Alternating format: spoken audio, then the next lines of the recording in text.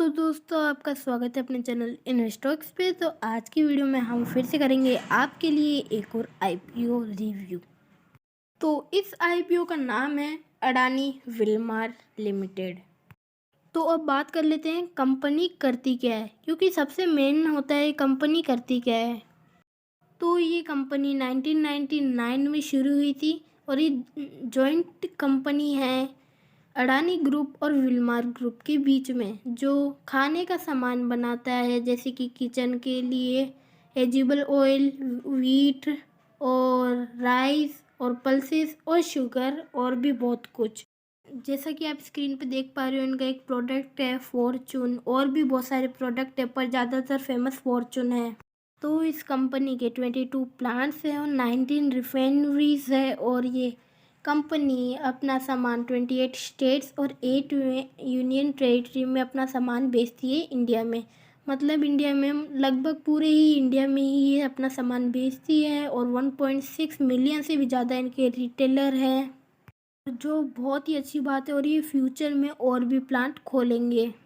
तो इस कंपनी ने ये आईपीओ इसलिए निकाला है क्योंकि ये जो अपना एक्सपेंडिचर है, मतलब जो भी एक्सपेंस होता है उसे ख़त्म करने के लिए और बोरिंग को मतलब सबमिट करने के लिए और भी कुछ नई नई चीज़ें बनाने के लिए, मतलब ये बहुत ही अच्छी बात है। इस काम के लिए आईपीओ ले रहे हैं। तो ये पैकेज फूड रिटेल मार्केट है इंडिया का, जो 2015 से 20 में बढ़ रहा है 10% से, और 2025 मतलब एक्सपेक्टेड है कि 11% से ग्रोथ करेगा बाद में।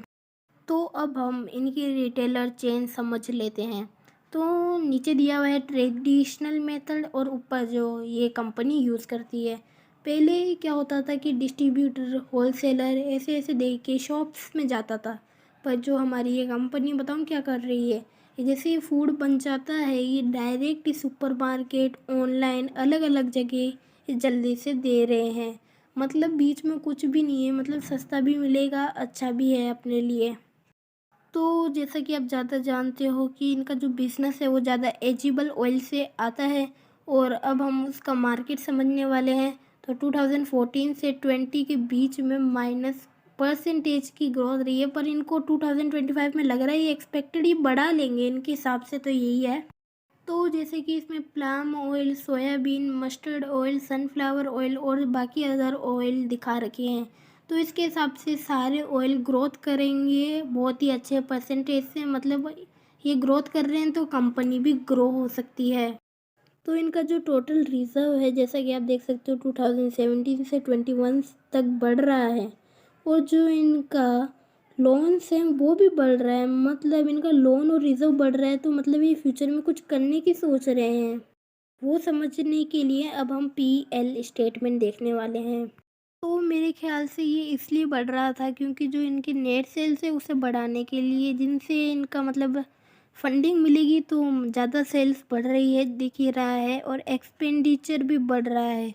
मतलब कुछ और भी कारण हो सकता है। और इनका जो प्रॉफिट है वो 200 करोड़ से बढ़ के 600 करोड़ तक चला गया। मतलब बहुत ही अच्छी बात है कि ये मनी को डबल किया है, इधर डबल नहीं ट्रिपल किया कर दिया है शायद।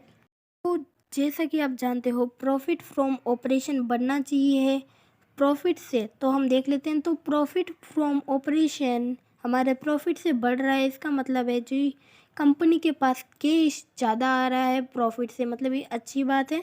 और जो इनका ऑपरेटिंग कैश फ्लो है वो भी अच्छा ही है, और जो इनका इन्वेस्टिंग कैश फ्लो है वो माइनस में है। इसके कुछ भी कारण हो सकते हैं।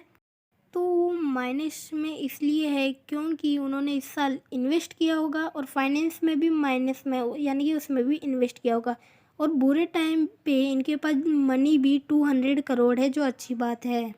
तो इस कंपनी की फेस वैल्यू होने वाली है 1 रुपीज़, और इनका आईपीओ का प्राइस 218 से 250 के बीच में आएगा, और एक लॉट के अंदर 65 शेयर्स मिलेंगे, और ये बीएससी और एनएससी दोनों पे लिस्ट हो रही है। आईपीओ की ओपनिंग डेट है 27 जनवरी और क्लोजिंग डेट है 31 जनवरी, और अलॉटमेंट डेट है 3 फेब। और जिसका नंबर नहीं पड़ा अलॉटमेंट डेट में उसके सारे मनी रिफ़ंड हो जाएंगे 4 फरवरी को, और जिसका नंबर पड़ गया उसके शेयर उसे मिल जाएंगे डीमेट अकाउंट में अपने 7 फरवरी को, और ये लिस्ट हो जाएगी कंपनी 8 फरवरी को।